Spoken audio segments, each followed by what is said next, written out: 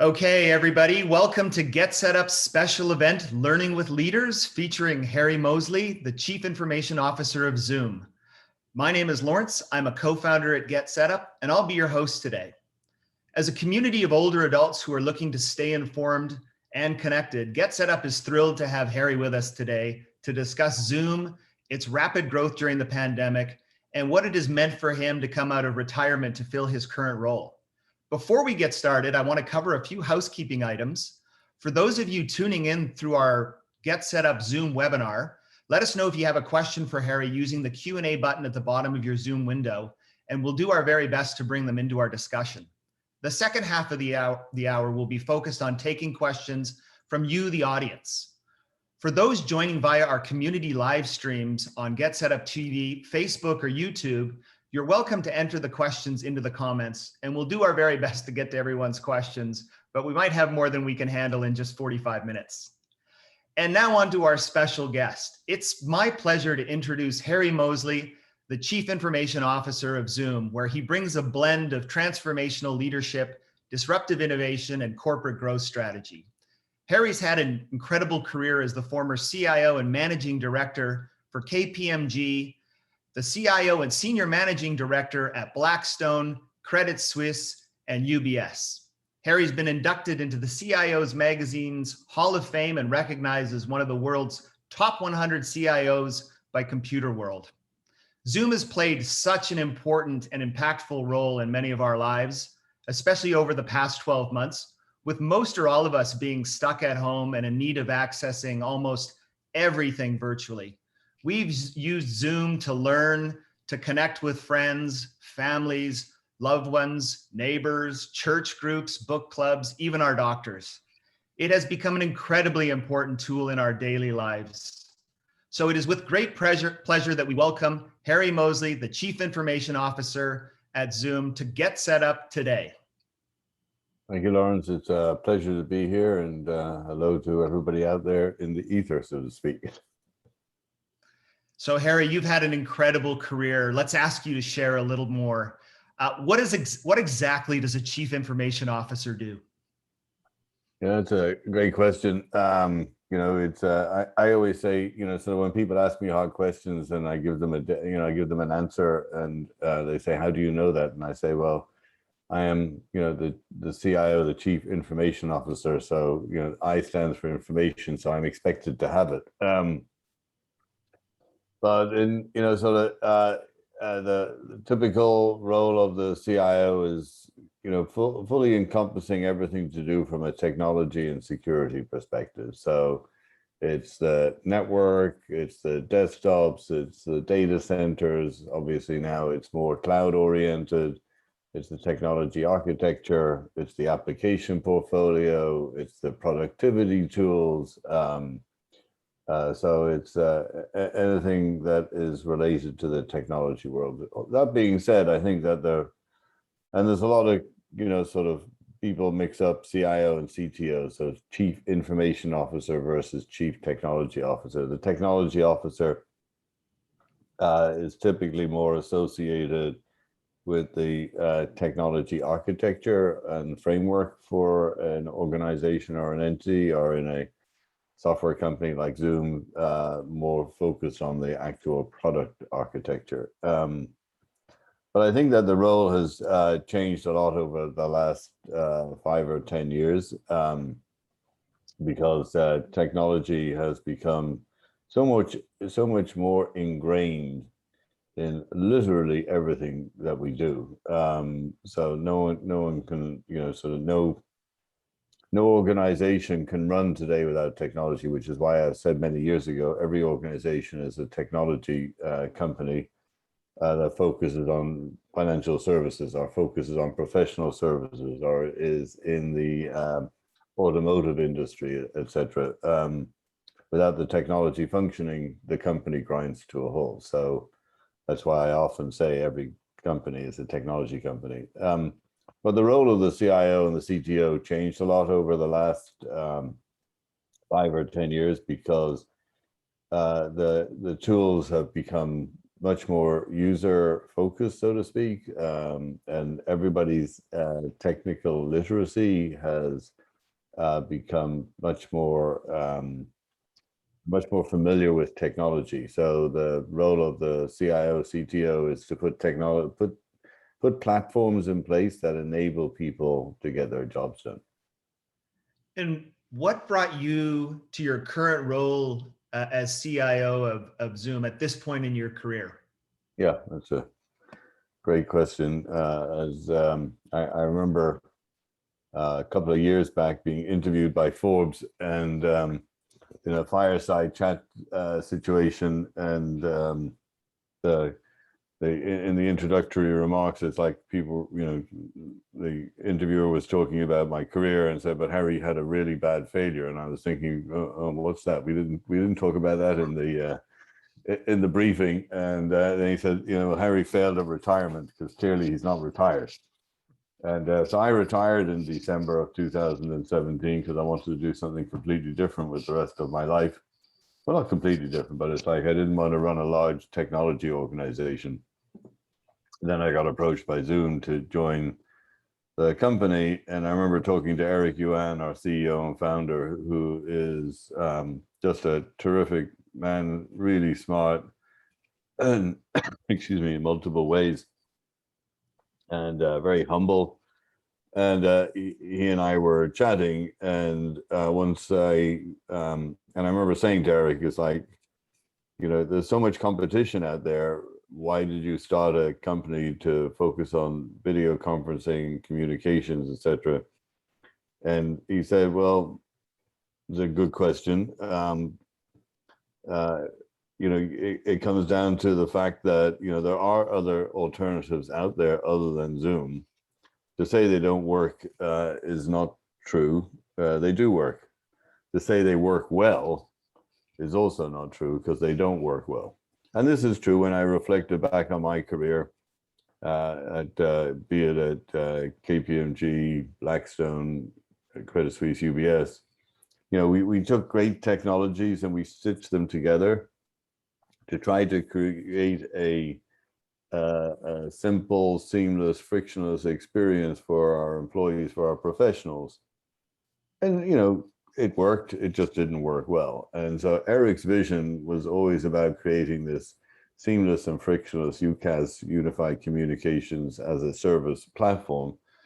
So that was one. Two was, looking at the technology architecture that Zoom had been built on, radically different to everything else out there. I thought that's interesting. And I liked Eric and I liked the culture of the company. And I thought, okay, well, this wasn't part of the retirement program, but I could have some fun here and I can help Eric and the team be successful. And it sort of fits in with one of the things that I wanted to do as part of my retirement program, which is, sort of help people wherever I can. And so I'm helping a lot of people at Zoom, but by default, helping our clients, helping their employees, helping their clients. And when you look at sort of the mission of Zoom, our mission is all about empowering people to accomplish more. And that sort of, that hit a chord with me. I liked the mission of empowering people to accomplish more. Not more meetings, Lawrence, but empowering people to accomplish more, empowering educators to be able to educate more children, empowering medical professionals to treat more patients so they can have a better quality of life, empowering bankers to work with their clients so they can build better companies, employ more people, etc. And so it's all sort of like this building forward, if you will. Does that make sense? It absolutely does, and clearly Zoom has become a household name, particularly over the past year and during the pandemic. And it must have been an exciting and busy time at the company. What has the pandemic meant for growth at Zoom over the past year? Yeah. So it's if we go back to December of 19, so a little over, what's that, 18 months ago. So yeah, it's like hard to believe we're at the end of May, my friend. So it's like 18 months ago, we were, hosting, north of 10 million daily meeting participants. And then suddenly we looked over our shoulder and like, oh my God, March of 2020, we were hosting over 200 million daily meeting participants. And then April, and we thought 10 million was kind of like a lot, 200 million, like, oh my God.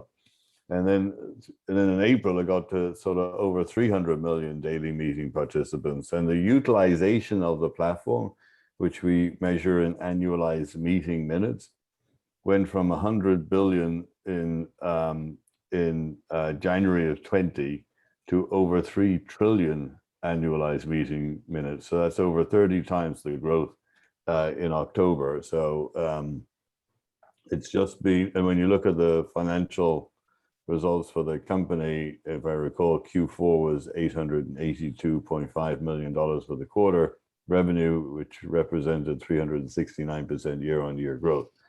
So this and our employee count, when I joined the company in March of 18, we were north of 800 employees.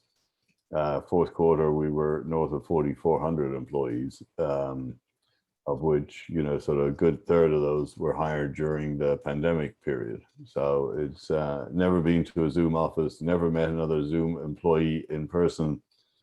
And it's been a hell of a, it's been an amazing ride. Every year has, in its own right, has been an amazing ride for a set of reasons. And I'm super excited as I look into sort of 2021, because this is kind of, 2020 was, excuse me, every organization, every company, around the world, every industry, moving to work from anywhere, as opposed to an office, right? Everybody, ran to their homes or ran to their parents' homes or what have you.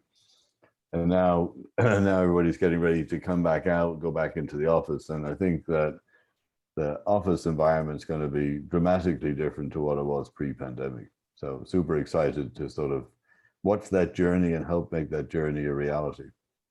So with respect to the journey, how would you compare the mission and vision at the beginning of the company with what it is now? Is it similar? Is it different? Has it evolved? Yeah, I think, excuse me, sorry about that.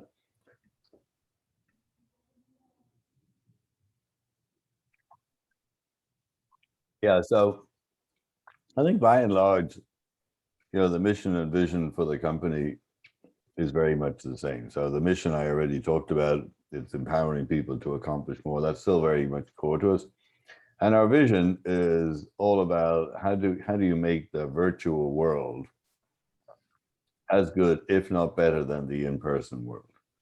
And so very focused on that. And I can, sort of share a couple of examples, as, one of them being, events. You're running events. This is actually an event. There are, sort of, and we saw how over the last 16 months, all the in-person events pivoted to be virtual events.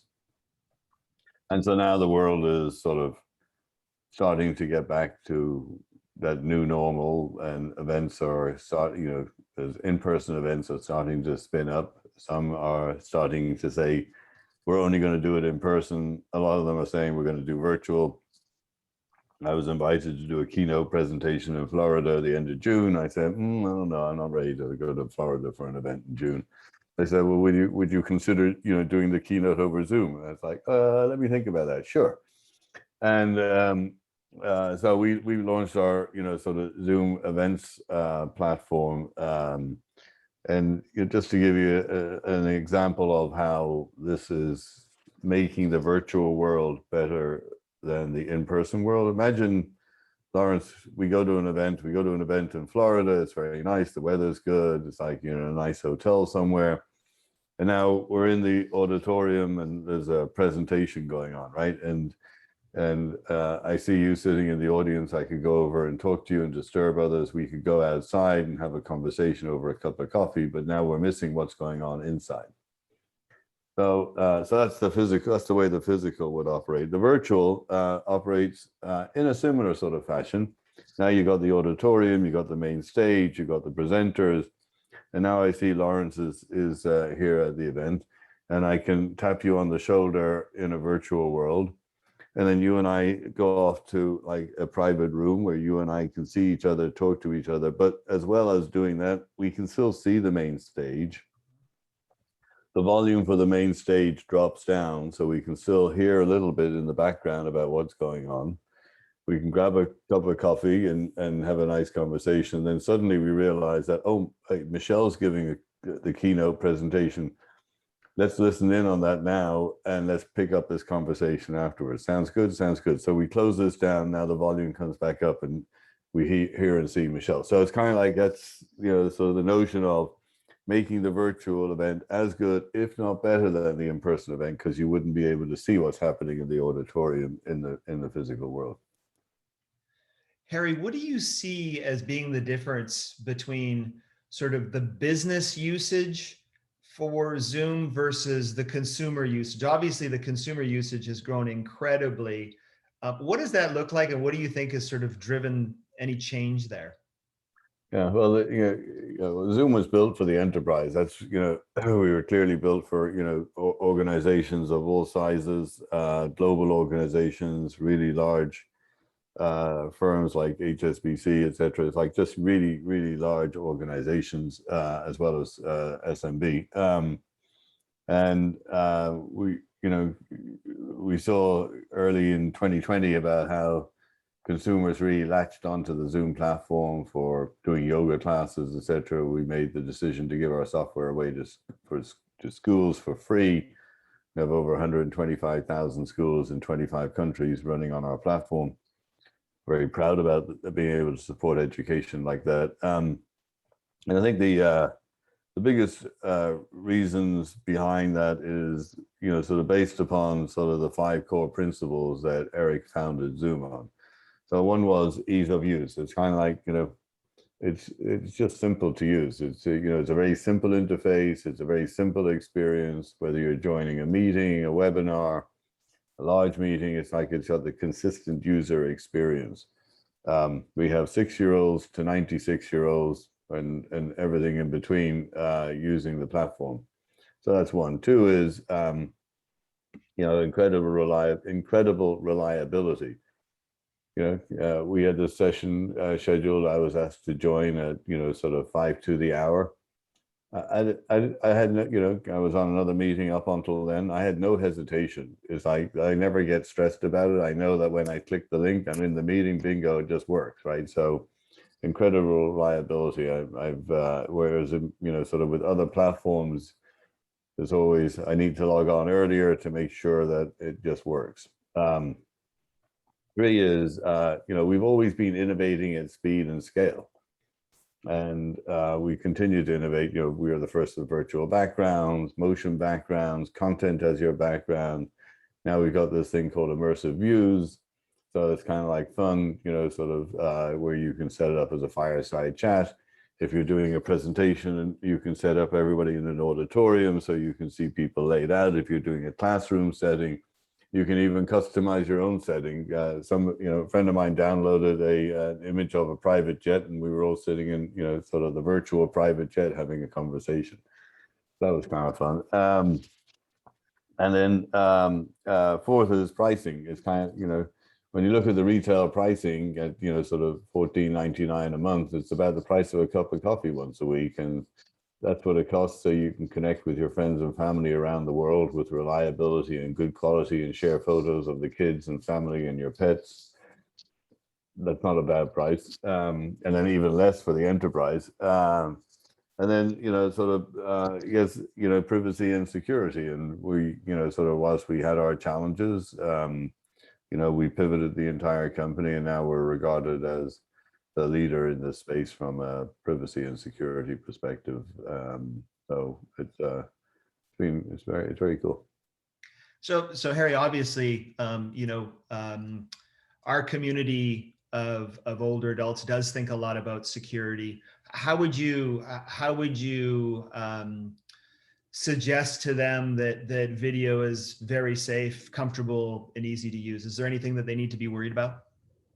I think that is, sort of, it's, using things like passwords and waiting rooms and things of that nature are sort of, the normal protocols that you follow. And it's like, when you think about, Lawrence, when you think about the physical world, it's not like we leave the front door open and somebody knocks at your door, or doesn't even knock at the door. They just don't, people don't go up to somebody's front door, open it, and just walk into their house. Right. So why would you set up a virtual meeting that anybody could just join without sort of introducing themselves or being admitted? So, it's the notion of, when I go to bed at night, I don't just lock the front door, I put the alarm on. So I think there's normal protocols. We have passwords, we have waiting rooms. There's a multitude of different controls in place, and you can set those up by default. And so if you haven't, I would advise people that they do that. And it's easy to set up, and it's easy for people to use, and passwords are encrypted and part of the link for joining meetings. So it's just not hard. So those are some. I would recommend people follow the protocols. Yeah, thank you for that. I want to share a few of the quotes from our community. Before I do, I just want to remind everybody, if you have a question for Harry, please put it in the chat and we'll try to get to it if we can. Harry, here's a couple of great quotes, and then you'll probably have some of your own to add to this. But during the pandemic, using Zoom has enabled me to visit family and friends, participate in numerous learning opportunities, attend church, and do volunteer work. So that was a cool quote, I thought. Another was, it has allowed me to stay connected to my family. This was so important during the pandemic. I'm a widow and live alone in a remote area. Zoom took care of this for me. So pretty cool thing to hear. Last one, as an introvert, it has helped me interact with others in a much more comfortable way. I am more engaging, interested, and not as anxious. Also quite interesting, because you can see that there's some calming and almost the socialization ability or enablement here is making people feel happier, more comfortable, more included. So it's wonderful. So to you, Harry, how have you seen Zoom impact people's lives, and is there any stories that you might be able to share from your side of Zoom? I love that comment from the lady commenting about sort of how she's been able to connect with her family. It's like, my best friend lives in Portland, Oregon, and his mother-in-law lives in Dublin, Ireland, and she too lives alone. And I remember how Michael was telling me that, they have in the community where she lives, they were hosting like twice daily Zoom meetings for people, sort of elderly people who were living alone, and his mother-in-law Myra would do up her hair and get her makeup on, and she was so excited about sort of connecting with her friends on Zoom. It was kind of like the highlight for her day, and that's very warming. There's many other examples. Another friend of mine, his child suffers from Down syndrome, and so they used to take their daughter to a care center during the day, and that was very stressful for the daughter and very stressful for my friend and his wife, and stressful for the caregivers, because there was such a resistance to going to the care center. But when the care center closed, they pivoted to Zoom, and they saw a huge change in the daughter's behavior, because now she was joining her friends and caregivers over Zoom from her home, and so there was no stress in getting in the car and having to go to the center. So that was great. There's so many other stories. I remember reading, like I think it was April or May of last year, an article in one of the New York papers, and the headline read, "Social distancing, you must be joking." Never did I think I would know so much about my colleagues I've learned in the last few weeks. I've been in their homes, I've been in their kitchens, their living rooms, their dining rooms. I've even been in bedrooms and bathrooms. I've met their kids, I've met their parents, I've met cousins, I've met their pets, I've met dogs, cats, rabbits, and even some snakes. And all of this sort of this familiarity that we have with going into people's homes in a virtual world like that, and sort of getting to know the families, brings people much closer together from a working perspective, because it sort of takes the edge off the relationship, if you will. And we all understand it's like we're humans, we got kids, we got emotions, dogs bark, it's and then there's lots of other funny examples. I remember I was talking to one of our clients, and it was a conversation just like this, and she was talking to me, and then she goes, Billy, the FedEx guy, quick, stop him before he drives off. So the FedEx guy was here. She had a return package that she wanted the FedEx guy to take with. So it's kind of, it's fun things like that. Oh, and another one I love to talk about is, a board meeting. CEO is making his executive presentation, and a wife comes into his office and says, "I need you to hold the baby." And he goes, "Sweetheart, it's like I'm in the middle of a board presentation." She goes, "That's an answer to a different question. Take the baby." So now he's sitting there in front of the camera holding the baby, and nobody says anything, and the meeting just continued. My dog often will wake up from his nap. Yep, he's over there fast asleep. He'll wake up. He's a puppy. He's a pandemic puppy. We got him about 14 months ago. He'll wake up from his nap. He wants a little attention, and he'll like climb up on my lap and just sit here and look at people on the camera, and this is fun. Yeah, those are great stories. Harry, what do you think's next for Zoom? If you were to, look out a year or 2 years, what do you think's out there? Yeah, so very excited about the hybrid model, very excited about sort of getting people back in the office, and, sort of people getting back to socializing. I think that, when I look at the last 16 months, Lawrence, I think, it's been hard for a lot of people. It's been hard, very hard for many people, and my heart goes out to all those who've lost friends and family members. That's very difficult to accept what has happened in so many families around the country and the world.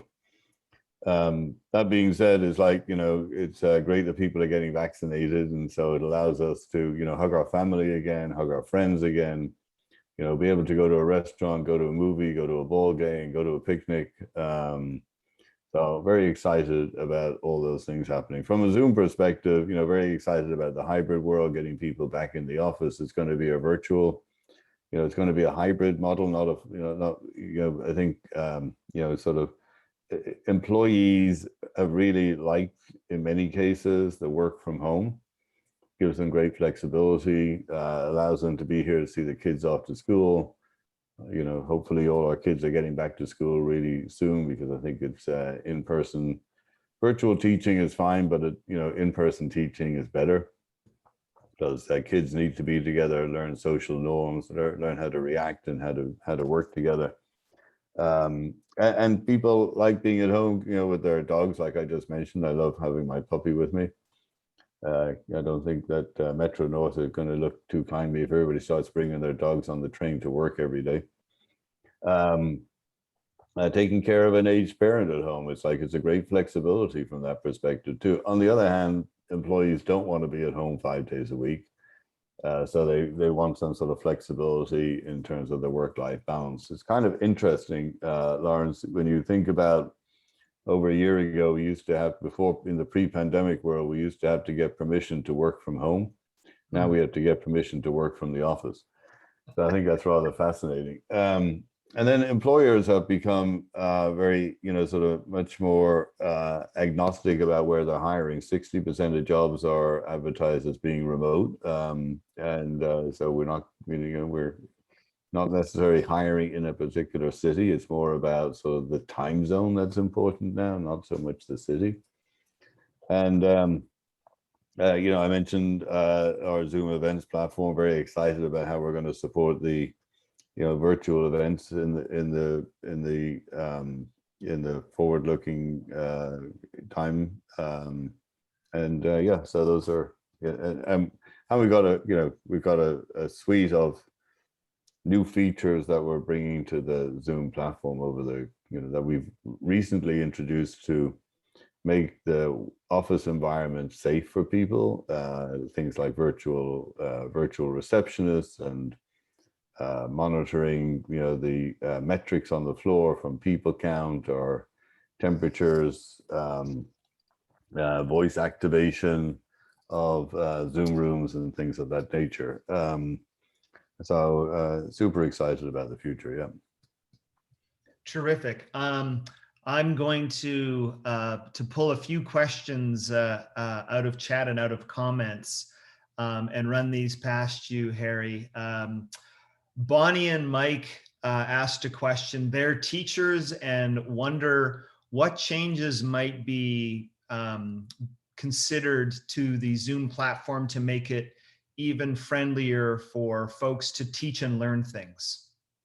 Yeah, I think that, sort of one of the, I think one of the challenges from a teaching perspective, well, there's a couple of challenges, right? First off, when we go back like over a year ago and everybody was, sort of working from home, I think that there was an expectation, and Bonnie and Mike probably are nodding their heads if I could see them.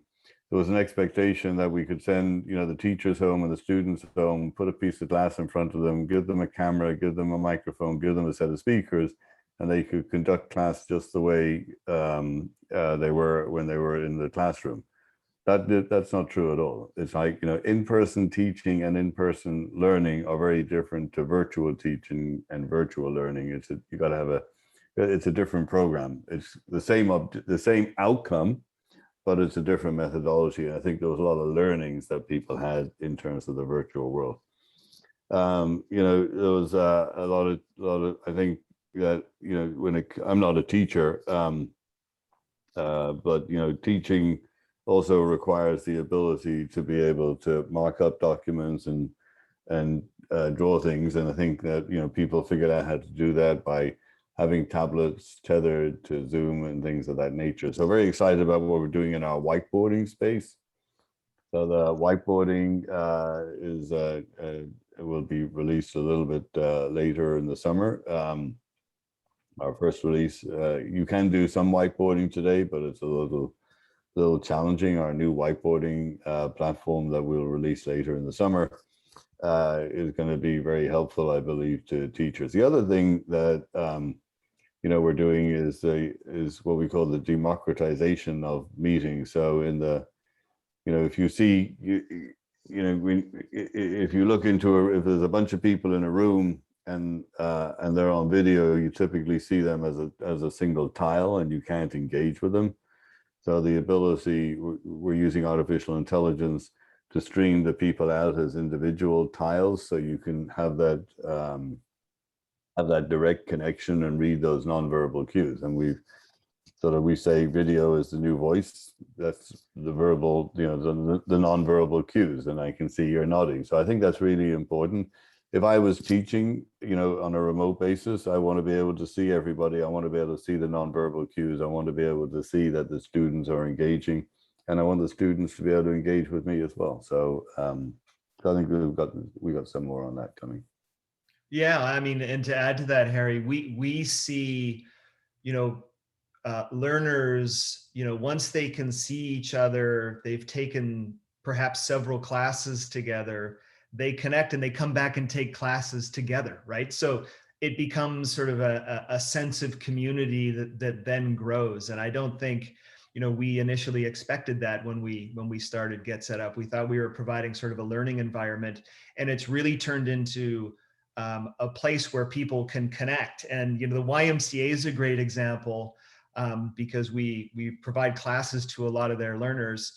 Folks that would go to a local YMCA might have never met each other but because so many of them are taking classes together, they meet each other in our class, and they're all from, you say, the Houston Y or a YMCA in Colorado. So they had to go online to meet each other and connect, even though they all go to the same local Y. Yeah. My wife told me of a great use case, and she's also in education, that teachers found in the virtual world that they weren't able to exercise in the physical world. So there's always, like, the teacher is always happy to meet one-on-one with one of the students, right? So sometimes that's just it's a private session between the teacher and the student. What they found was that in the virtual world, other students wanted to participate in those one-on-one sessions, not from a dialogue perspective, but just to listen in, because if the student was having a challenge with a particular topic, they wanted to listen in, not in a bad way, not to understand why this particular, their fellow student was having an issue, but they wanted to understand what the issue was. And as a consequence, they were able to listen into the dialogue between the student and the teacher having this one-on-one conversation about this particular topic, that they didn't realize they too had the same problem. And so they're able to listen in on this in a virtual format, and so the learning was a continuum. I thought that was pretty cool. It is very cool. And when you think about sort of being able to use Zoom to bring together a community of learners, it is so much more interactive than simply trying to learn by watching a video on YouTube, right? Yeah, and it's like, talking to many higher ed, we got lots of the, I think it's I can't remember the number, US universities on the Zoom platform. They are really excited about the virtual world too, in the post-pandemic world, because what they found is they can invite professors from all over the world to do a guest lecture. And the professor doesn't have to fly in from Australia or fly in from London. They can just, they can Zoom in for 45 minutes and that's it. And they can invite students from other parts of the world as well. So, I do believe that in-person learning is super important, but I think there's a place for doing this virtual learning as well. So you mentioned the global aspect of it, and that's another thing that has surprised us. We have Australian folks attending our US classes. We have US folks attending our yoga classes that are being run in India. It's cool. It's so cool. It is so cool that the sort of global nature of everybody being able to join classes from different teachers, different cultures, different time zone. It is really wonderful. Yeah, it's fantastic. Yeah. So Shirley has a question. What do you see as the future of Zoom as a way to connect with others over the next 10 years? I wish I had a good answer for that. Right. Where's my crystal ball when I need it?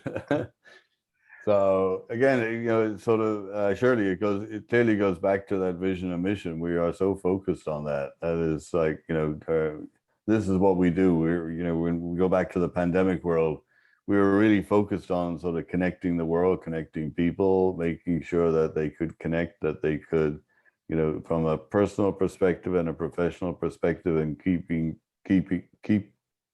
their social norms to whatever degree they could in this virtual environment. But and equally important, making sure that countries could operate, making sure that global enterprises of all sorts, sizes and shapes could function. And so we're going to continue on that. In terms of sort of 10 years is a long way out. It's like, if somebody said to me I'd be the CIO of Zoom 10 years ago, I would have said, you must be joking. But sort of, and then when you look at technology, you look at artificial intelligence, you look at machine learning, you look at augmented reality, virtual reality, IoT, 5G, and soon 6G. These are all technologies that we're still trying to figure out, quite honestly, how to leverage and how to use. We have figured out a lot, but I think that on a relative basis, we're only scratching the surface of how we're using these technologies. There's I read an article recently, about how manufacturing companies were looking to see how they could move more of their manufacturing into a virtual world, experimenting with 3D printers. There was an article in one of the newspapers recently talking about how a reporter took a tour of a factory in Oregon, but did it from the comfort of his home in Boston. And the CEO gave him a complete tour of the factory and all the automation and the robots in the factory, etc. So I think that there's I think we're only scratching the surfaces of all these things. You look at service management, you look at sort of people coming to repair, your appliance in your home. How can they do more diagnostics on that on a remote basis so that when the technician comes, they can come with all the right parts as opposed to having to come back, sort of 2 times, because they come, they do the diagnosis, they find out, oh yeah, your circuit board's been fried, so we need to order one. Why couldn't that diagnosis have been done on a remote basis, and things of that nature? So I'm excited about the future. So just to pile on to my 10-year question, optimistically, we'd like to believe that in 10 years, 30+% of the coolest older adults in the world will be creating and sharing on GetSetup using Zoom. How about that? Good to me. Sounds good to me. There's a good goal. Yeah. One comment from Nick in our audience: so grateful for Zoom. It has literally saved lives. So that's nice to hear. Question from Bruce. I know we're getting down to our time here. We're going to wrap up in just a couple of minutes. But Bruce has a question. What do you see as the future for remote learning, and how does it evolve? Yeah. So I think that sort of when I think about sort of distributed learning, I think that's going to, I think the format of that has to change. It's shorter segments of learning, less in each segment and more segments. So I think that the notion when I'm not sure if you're talking about sort of the K through 12 or the higher education or professional learning. I think, when I go back to my days of learning, there were long days in university, there were long days in school. I think that,